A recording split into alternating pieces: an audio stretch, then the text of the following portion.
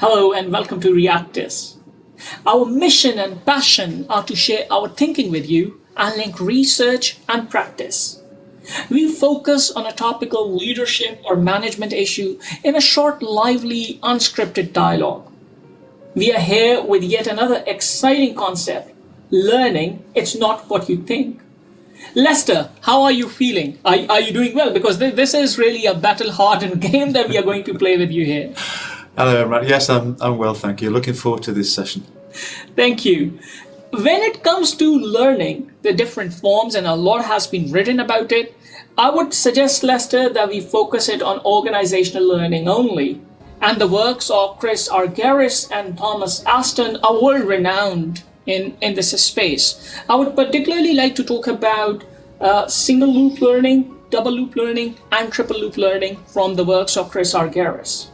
When it comes to single loop learning, I think it's pretty straightforward, Lester. It's kind of a managerial routine inside the organization's day-to-day operational tasks. You can bring it down onto project management, and almost all organizations get that right, if I'm not wrong. The real challenge is when it comes to double loop learning.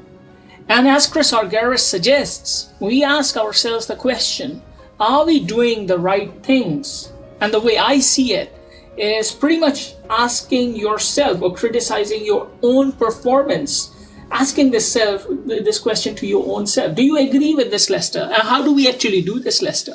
Yeah, I agree with it. And I think most people would agree with that as a good theory. Yeah, and I think the challenge is how do you actually make it happen for real? And I would argue there's a number of conditions that have to be in place to enable this to happen. One of them would be, for example, it's expected that people articulate their learning, that they do look at themselves introspectively. They don't just point the finger externally. I think the second thing is you have to create that space where people can be vulnerable, they can expose more, they feel safe to do that. I think the tone has to be set by the more senior people in the team, that they do this, they show the way, they set an example. That it's not a fad, it's not just the latest trend to talk about learning, as it seems to be, but actually we mean it for real and we do it well. And it becomes kind of part of existing practices of how we do things. So I think those things are really important. Otherwise, it just ends up being clever rhetoric, I think. Absolutely agreed. And reflecting on your thoughts, I remember the sports organizations, in particular the Formula One, who would apply this philosophy or tear opening their performance, but they have enabled that culture, as you're saying, Lester. Well, they have. I mean, they have. And we know Formula One teams that say, even though we won the race, we spent 2 hours reviewing how we could do better. And I think the world of, for me, football and cricket the same. We win 5-0, but we still have a very good review on how we could improve. And they become the best teams. And this nicely links, Lester, to the second challenge that I'm about to give to you, about triple loop learning, where Chris Argyris would argue, how do we define what is right? Or how do we define, Lester, as you had just said, how do we define what is better?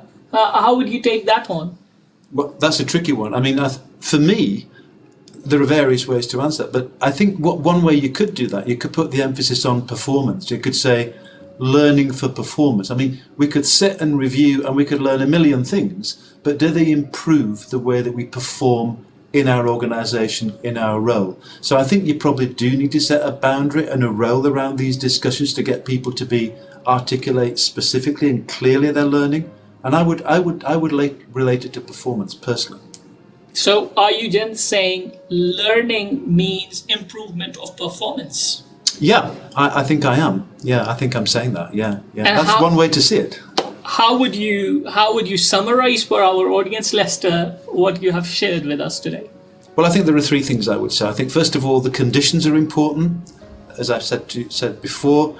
I think also you need to have certain structures in place, structures for the meetings, the review meetings, what processes and structures to create to enable the discussion of learning.